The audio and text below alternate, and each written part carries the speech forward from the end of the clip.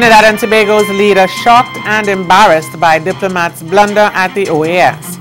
Our top story in Caribbean Newsline for Thursday, April 5 from the CMC News Center in Bridgetown. I'm Sharon Coward. Good evening. An admission from Trinidad and Tobago's Prime Minister Dr. Keith Rowley that he was shocked and embarrassed by the position a diplomat from the Twin Island Republic took in voting against a fee waiver for Dominica at an Organization of American States OAS meeting last month. Rowley ordered a comprehensive report from all levels and said what he got was disturbing to read. He reiterated Trinidad and Tobago's stance on supporting Dominica in any way that it can afford to. Dominica is recovering from the destruction caused by Hurricane Maria on September 18 last year, and the island had gone to the OAS meeting urging member countries to approve a waiver of its estimated $20,000 annual contribution. But Trinidad and Tobago's ambassador to the OAS, Anthony Philip Spencer, said that despite the goodwill expressed by the other delegations, including those from CARICOM, his country would not support the waiver.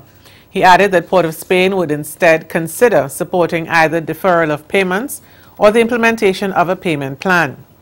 Prime Minister Rowley said that from the report he received, that was not the first time he had to be concerned about actions taken by persons who may not have followed procedures or, worse, usurped authority.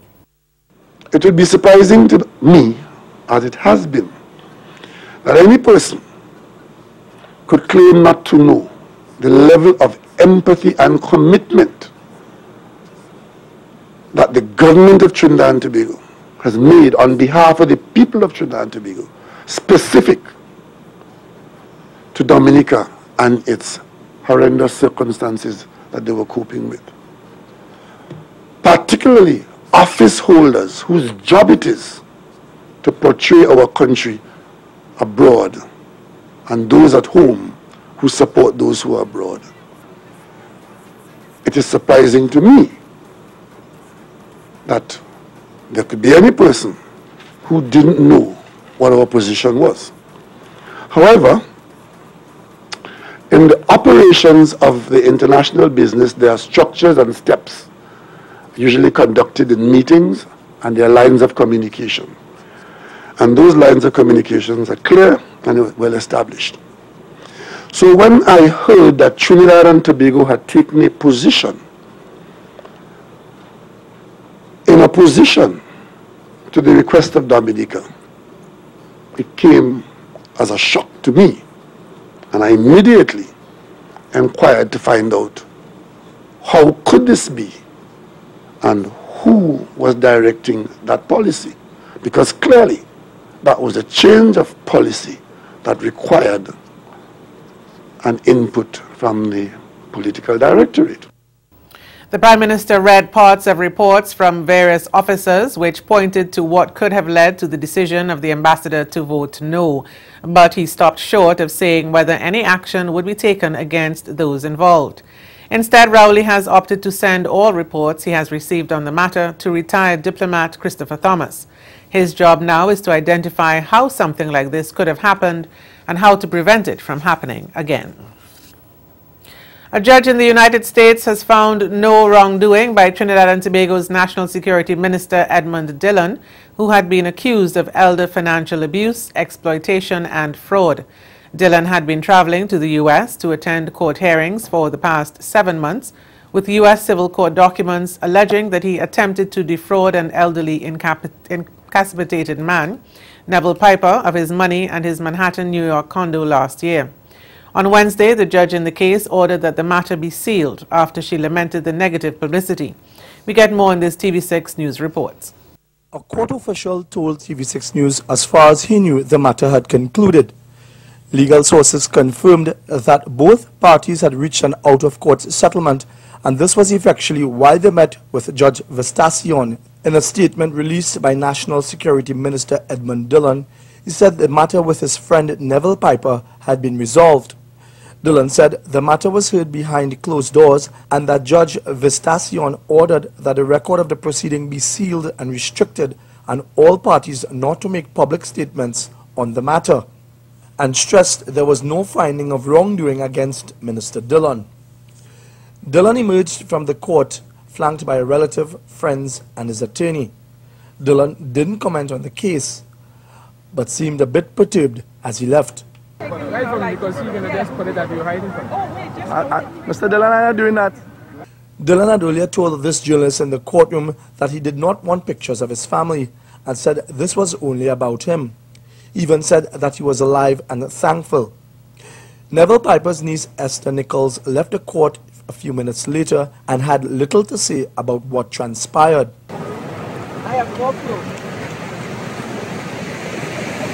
Nichols had alleged in court documents filed a few months ago that her uncle had been the victim of elder financial abuse, exploitation and fraud. Dominica's Prime Minister Roosevelt Skerrit is seeking talks with a former opposition legislator who quit his party over what he said was its unwillingness to move away from politics of anti-nationalism. The country's leader extended an offer of cooperation hours after MP for Roseau Central, Joseph Isaac, announced his resignation from the United Workers' Party, the UWP, and his decision to sit in Parliament as an independent member. Skerrit said in a statement on Wednesday night that he was heartened and inspired by the tone and tenor of Isaac's announcement. It tells me that finally some in this country are coming around to the realization that a divided Dominica, especially at the national leadership level, will not progress at the pace that is required. Mr. Isaac clearly given his decision much thought. His utterances in recent weeks, though reasoned and responsible, would no doubt have offended those in his party, who would rather that the proverbial political dagger be always drawn in pursuit of party supremacy. I consider yesterday a red letter day for Dominica because finally someone was willing to stand in the breach and say, no, that is not the way. Skerrit said it was significant that Isaac has chosen to sit as an independent MP and government welcomed that magnanimous gesture. He said he is looking forward to having dialogue with the former UWP parliamentarian. And I intend, as the leader of the government, to request a meeting with Mr. Isaac at the earliest convenience to discuss and determine a framework by which we can work together in the interest of Dominica and to the benefit of the constituents of Roseau Central. I reserve further comment on this matter until such time as I have had that meeting. But opposition leader and political leader of the UWP, Lennox Linton, has refuted Isaac's claims that the party does not have a nationalistic approach to politics. He countered the criticism by portraying the UWP as a party that prides itself on a politics with principle approach in which country comes first at all times. According to Linton, there would have to be some misunderstanding that would lead someone to suggest that what the UWP is doing is not in the interest of the people of Dominica. This notion that we're not serving the national interest because of our style of politics. We are an opposition party. We are the parliamentary opposition in a parliamentary democracy.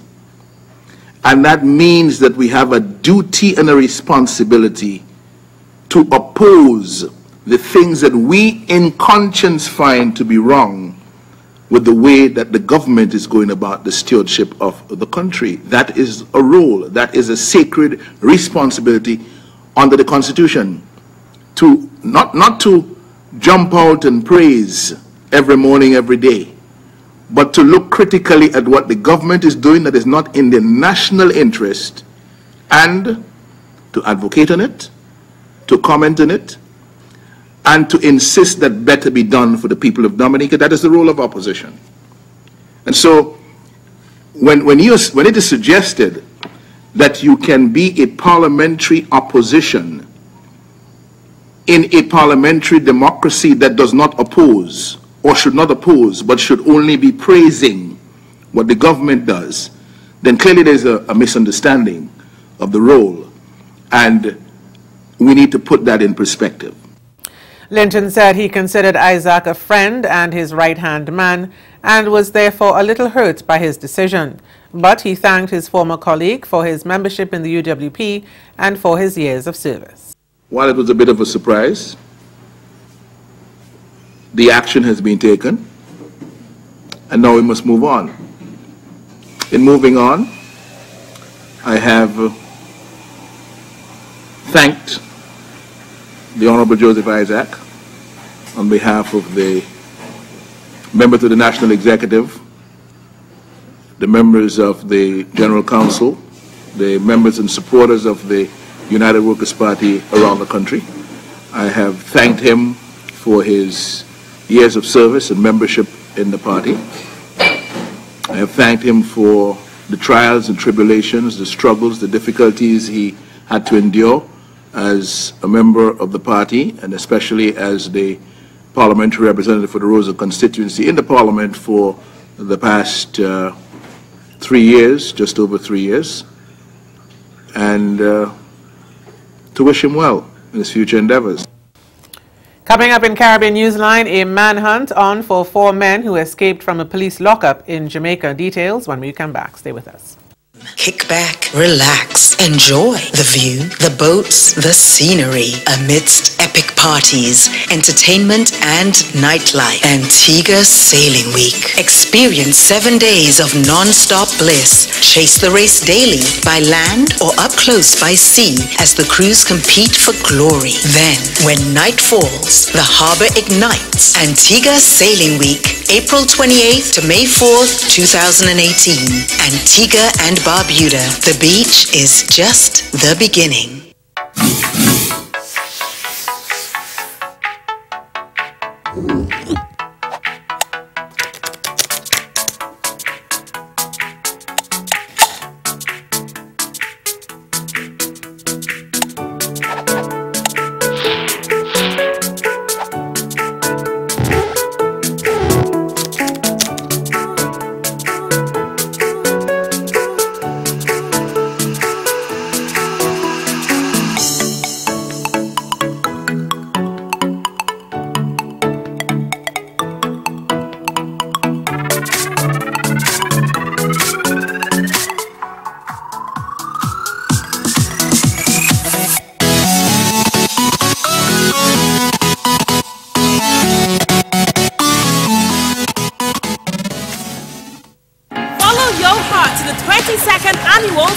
Music Festival from June 27th to July 1st, 2018, featuring Kester Band, Singer Logi, Small Axe Band, Nyla Blackman, and Betty Wack.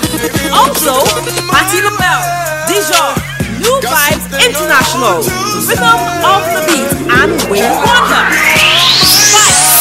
August Alcina, Aishona, Byron Messiah, Dasha, Shaka Dimas and Flyers, and Miss Lauren Hill. Save the date and book now for the 22nd Annual St. Kitts Music Festival, an experience like no other.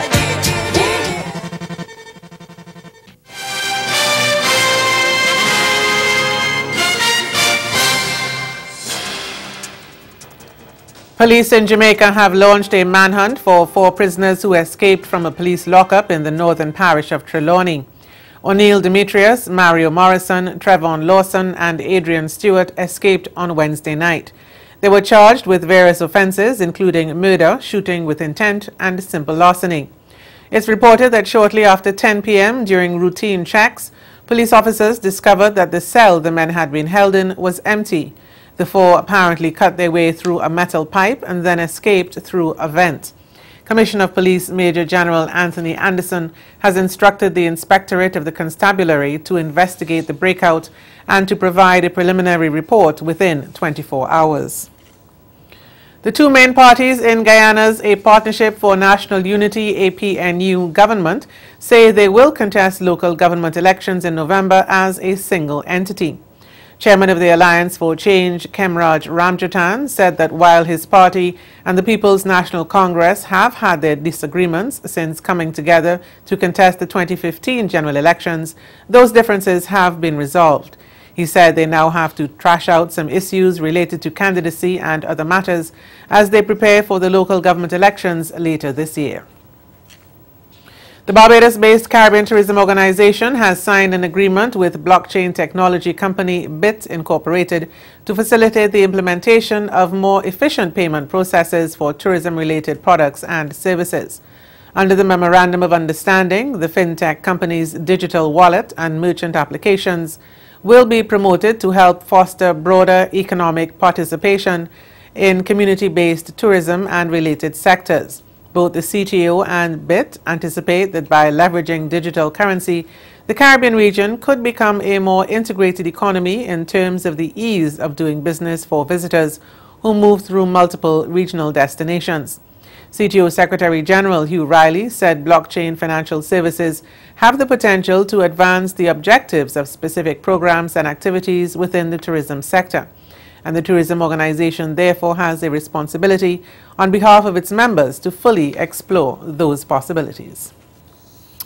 And ahead in Newsline Sport, athletics officials in the Bahamas deny claims of a medal shortage at the just concluded Carifta Games, which the country hosted. Back in a moment. Kick back, relax, enjoy the view, the boats, the scenery amidst epic parties, entertainment and nightlife. Antigua Sailing Week. Experience 7 days of non-stop bliss. Chase the race daily by land or up close by sea as the crews compete for glory. Then, when night falls, the harbor ignites. Antigua Sailing Week, April 28th to May 4th, 2018. Antigua and Barbuda. The beach is just the beginning. I could probably prove otherwise if I get some of each time. That's all I want. Would be great if me and you could sit on together till never. Oh, I'm talking about forever.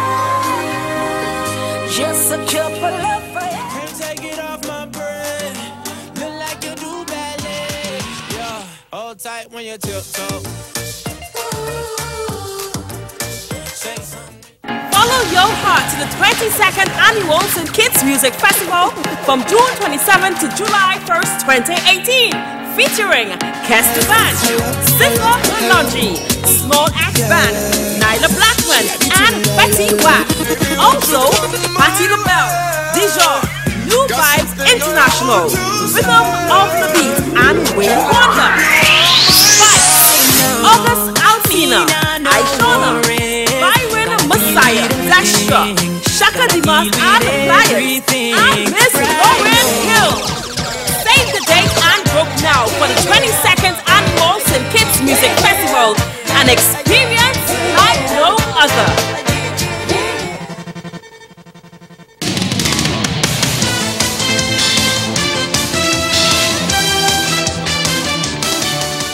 The Bahamas Athletics Association has cleared the air about the non-allocation of medals to successful athletes at the just concluded Carifta Games.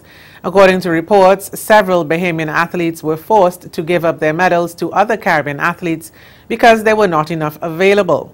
But in this ZNS Network Sport report, the BAAA's boss rubbishes claims of a shortage of medals. The Bahamas finished second in this year's Carifta Games, but not everything was smooth sailing. Several lingering issues remained post-event, the most prominent, an alleged medal controversy. So as to not have international athletes leaving empty-handed, several Bahamian athletes had to relinquish medals won during the Games to other countries. Seeking to clear the air was the B3A's president, Rosamund Carey, who spoke to our news team on the matter. It was not a shortage of medals. What happened was we ordered the medals, and we always order more than we needed. One box didn't come on time, and we were furiously trying to see how quickly we can get them here, and unfortunately it didn't happen. Even though we know that this was not the first time this has happened at a Carifta Games, well, we just did not want that to happen here to the Bahamas. So what we did, I sent out immediately a letter to all the Federation presidents expressing my disappointment and my apologies, and ensuring them as soon as the medals come that we would FedEx that to them. Carey stopped short of calling the shortage an international controversy. She claims only a small number of countries were impacted. There were only 3 countries that were affected.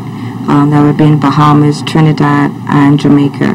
and I've had assurance from their presidents that they understood this has happened before, and so there was no, like people like to say, international crowd embarrassment. It was just something that did not have to happen, but it did.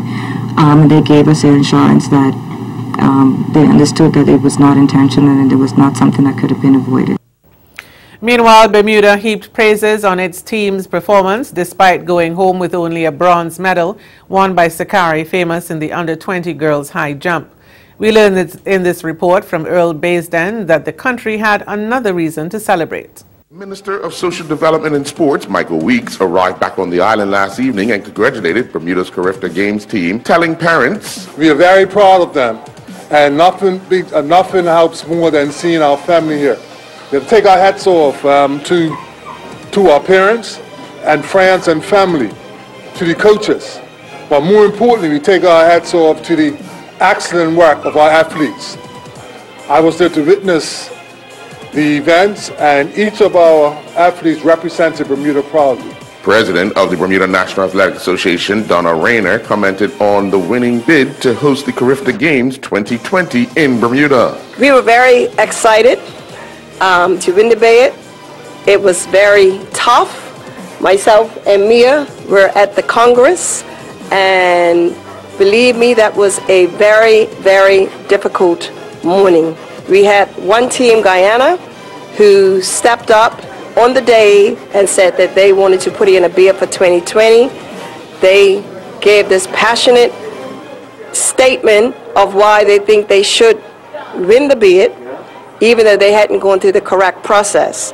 So what it ended up coming down to is Bermuda followed the process. We had a fantastic presentation that blew everybody away. And so we end up winning the bid with the support of all of the other Caribbean countries at the end of the day. But it was a very, very tough morning. Sakari Famous, who captured the bronze medal in the under-20 girls high jump, said she had to calm her nerves. I was not comfortable at all. I had so much nerves going in, like the streaks of the medals, that was on my head the whole time, especially being on Monday morning, so I have to wait throughout the whole competition. That builds up the nerves. But my mama told me to take deep breaths and calm down, because I can do my best if I just put my mind to it, and I came out with another medal. Yay. And the Trinidad and Tobago athletes returned home satisfied with their performance, despite missing out on the opportunity to equal the number of medals they got at last year's Carifta Games.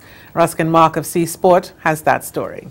Matching 22 was always going to be tough for a much smaller team than last year's contingent, but that didn't stop the athletes from giving effort for their country. And one by one, they emerged after clearing customs and were greeted by the welcome arms of parents or relatives, many of whom were glad to welcome home their young, talented heroes.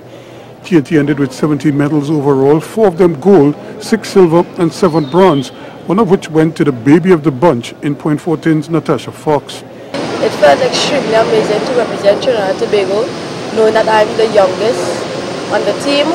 I went there and did my best, and my best gave me a bronze medal for myself and my country. I'd like to thank Mr. Serret, my parents, and everyone who supported me through thick and thin to carry me to this games. Terry Cosworth delivered his 4th consecutive gold medal in the javelin, taking the boys under 20 title to go along with the 3 he won previously as an under 17 star, showing that he has the tools to make it on the international stage next.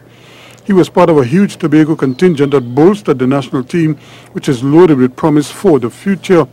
Well, I think that my race was well executed, and I just wanted to do my best, and I came up with the bronze. So, yes. How did that was for you? It was very exciting because I ran my personal best, and I look forward to doing better things in the near future. Oh, we had a lot of competition this year actually, because the age group changed, so they had more athletes in the under 20 girls category. But other than that, the competition was well, and we executed well. So. TNT finished 3rd in the medal standings behind Jamaica and the host nation, the Bahamas, who both carried much larger contingents into the competition. But the N3As and their coaches, while never fully satisfied, must be happy to see the emergence of some new talent on the regional scene.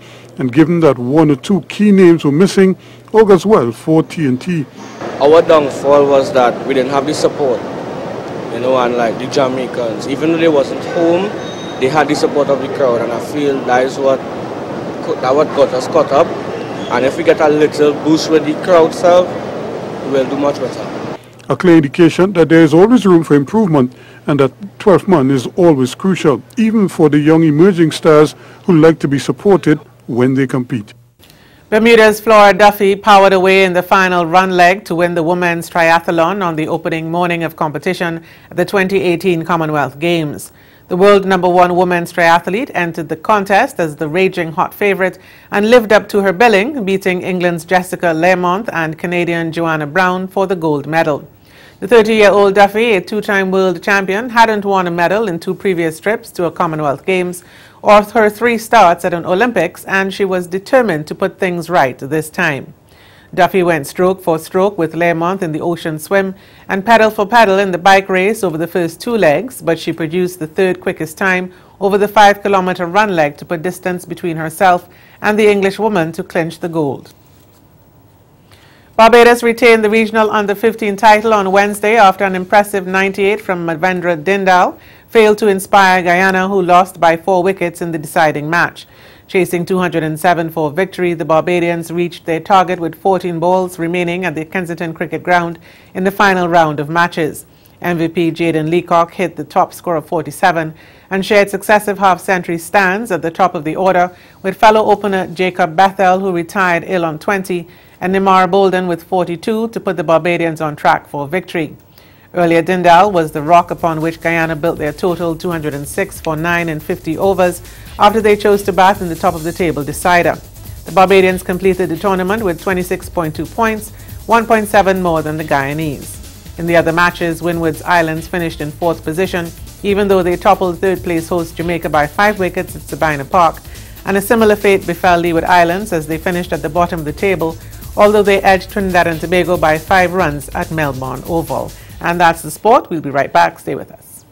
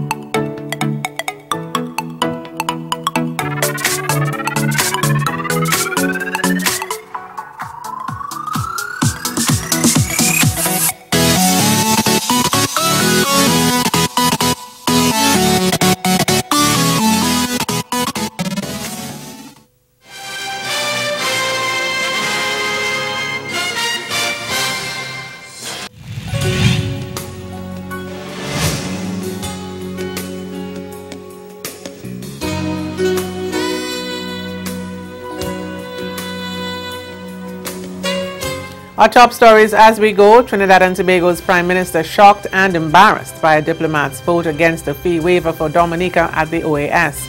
And in sport, the Bahamas Athletics Association rubbishes claims of a shortage of medals at the Carifta Games, which the country just hosted. That's Caribbean Newsline. For more news around the clock, log on to CarneyNews.com. Thanks for joining us. We'll be here again tomorrow.